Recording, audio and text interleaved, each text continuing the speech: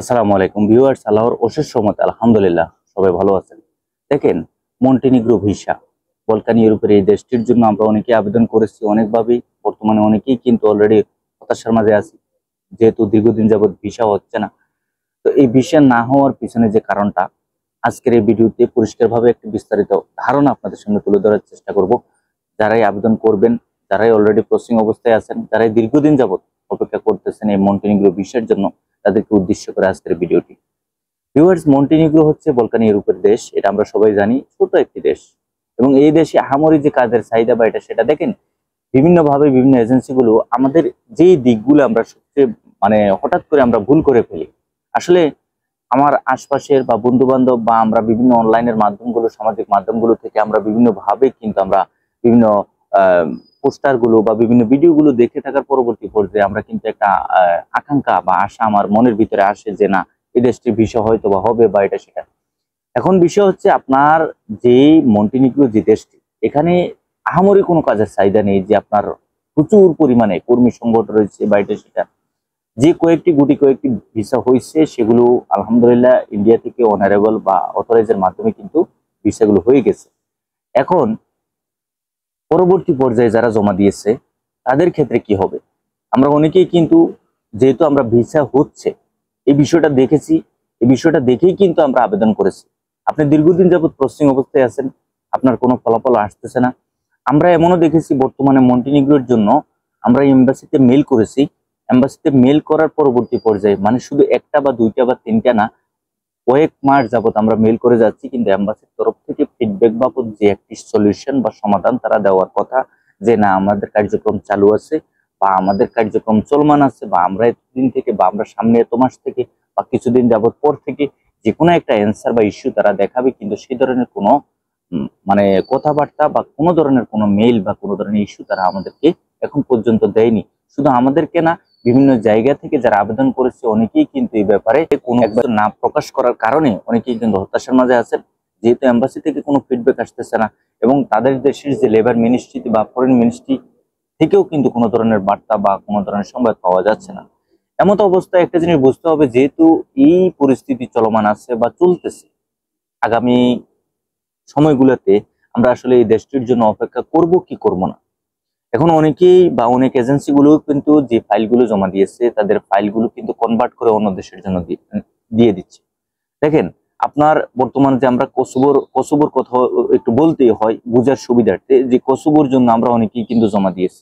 এই দেশটির এম্বাসিও আমাদের দেশে অবস্থিত, কিন্তু সেই অনুপাতে কিন্তু বর্তমানে কি হচ্ছে, অলরেডি এম্বাসির তরফ থেকে সরাসরি প্রকাশ করে দিয়েছে যে তারা ভিসা কার্যক্রম বন্ধ রাখছে, কাজের ভিসার ক্ষেত্রে যে ধরনের ভিসা হওয়ার কথা। এখন এই বন্ধ রাখার কারণে আমরা যারা জমা দিয়েছি, জমা দেওয়ার পর্যায়ে আসি বা আমরা অলরেডি সম্পূর্ণ সবকিছু, বা অনেকে এম্বাসিতে ফিও জমা দিয়ে রেখেছে, তো ফি বাবদ যে টাকাটা জমা দিয়েছেন সেটা ফেরত পাবেন কিনা সে বিষয়ে অনেকেই কিন্তু প্রশ্ন করতেছেন। দেখেন, একটা কিন্তু সমস্যার মাঝে সমস্যার পরবর্তী পর্যায়ে কিন্তু লেগেই আছে। ইউরোপের ভিসাগুলোই যে হচ্ছে এমন, আপনাকে প্রথম অবস্থায় বুঝতে হবে যে হ্যাঁ, আমরা অনেকেই চিন্তা করি যে ভাই আমার তো 8 লাখ বা 10 লাখ টাকা বা এই ধরনের বড় একটা অ্যামাউন্ট আমার পক্ষে সম্ভব না। যে টাকাটা আছে ওই টাকার উপর ভিত্তি করে আমি নন সেনজেন কোনো ইউরোপের জন্য চেষ্টা করব, যেখানে কিনা আমরা অল্প টাকার ভিতরে যেতে পারবো। কিন্তু আপনাকে বুঝতে হবে যে অল্প টাকা হোক আর বেশি টাকা হোক, যে একটা অ্যামাউন্ট তারা নিচ্ছে বা বিভিন্ন জায়গায় যে পর্যায়ে টাকাগুলো তারা নিচ্ছে বিভিন্ন এজেন্সি থেকে, সেই অনুসারে আমাদেরকে অবশ্যই কিন্তু যে দেশটির ভিসা হচ্ছে বা চলমান আছে বা অহরহ প্রত্যেকটা এজেন্সির মাধ্যমেই কিন্তু ভিসাগুলো এক একজনেরটা এক এক ধরনের হচ্ছে, সেই অনুসারে কোন দেশের ভিসাগুলো রেশিও বা ভালো অবস্থানে আছে সেই বিষয়টা আমাকে লক্ষ্য রাখতে হবে। অবশ্যই আপনি এক্ষেত্রে বলবেন যে ভাই, মন্টিনিগ্রোর তো ভিসা হয়েছে, সেই অনুসারেই তো আমরা জমা দিয়েছি। অবশ্যই আপনি জমা দিয়েছেন, কিন্তু কোন পর্যায়ে কখন কি হয় সেটা আপনি কেউই বলতে পারে না। আপনার বা আমার রিজিকে থাকতে হবে, কভারে থাকতে হবে, তাহলেই কিন্তু আমাদের ভিসা পাওয়াটা সম্ভব। আপনার যে এজেন্সি আছে সেই এজেন্সির সাথে অবশ্যই আপনাকে যোগাযোগ করতে হবে। যোগাযোগ করে ভালোভাবে আপনি একটি পরামর্শ নেবেন যে আসলে যে পরিস্থিতি বা যে কোনো ধরনের ফলো আপ আমরা পাচ্ছি না, এমত অবস্থায় আমাদেরকে এই ফাইলগুলো কি করতে হবে। উনি যদি আপনাকে কনভার্ট করে অন্য কোনো দেশের জন্য দেয় সেটা আলহামদুলিল্লাহ ভালো কথা, অথবা আপনার যদি ধৈর্য না থাকে বা আপনার অলরেডি অনেক দীর্ঘ সময় চলে গেছে সেই হিসেবেও আপনি একটা অধৈর্যের মাঝে আছেন, সেটাও যদি আপনার জন্য আহ একটা খারাপ অবস্থা হয়ে দাঁড়ায়, তাহলে আপনি আপনার ফাইলটা উঠিয়ে নেবেন বা উইথড্র করে নেবেন, সেটাও আপনার বিষয়। এই বিষয়গুলো আপনাকে বুঝতে হবে। আবার এমনও আছে, অনেকেই বলতেছেন যে ভাই আলহামদুলিল্লাহ আমার এজেন্সি থেকে ভালো একটি ফিডব্যাক পাইছি, যে বলতেছে যে আরো কিছুদিন লাগলেও বা সময় অপেক্ষা করার জন্য, একটা ধৈর্য ধরার জন্য অবশ্যই তারা ভালো একটা ফলাফল বই এনে দিবে বা সাফল্য ইনশাল্লাহ আসবে। সেক্ষেত্রে হচ্ছে আলাদা বিষয়।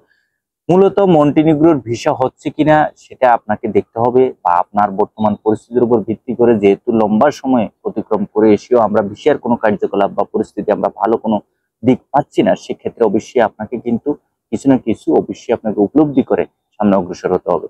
ভিউয়ার্স, মন্টিনিগ্রোর জন্য আমরা বর্তমানে ফাইল জমা দিব কিনা এই বিষয়টা অবশ্যই আপনাকে লক্ষ্য রাখতে হবে। যে ফাইল জমা দেওয়ার ক্ষেত্রে অবশ্যই আপনাকে বিচক্ষণ হতে হবে। আসলে আপনি চাইলেই যে ফাইলটা জমা দিবেন বা আপনি চাইলে যে সম্পূর্ণ সবকিছু করবেন সেটা কিন্তু না।